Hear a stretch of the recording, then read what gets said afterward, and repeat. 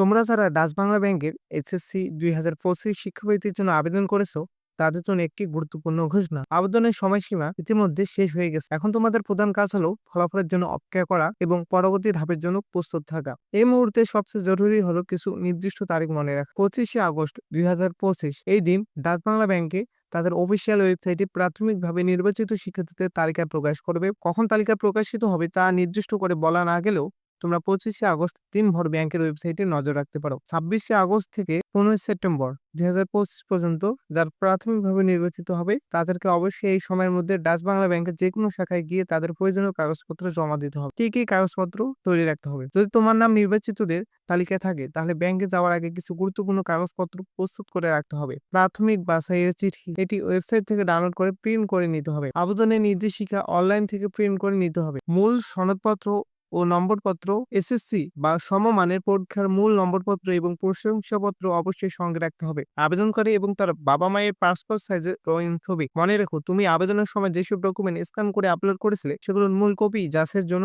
নিয়ে যেতে হবে। এই ছিল আজকের ভিডিও। ধন্যবাদ।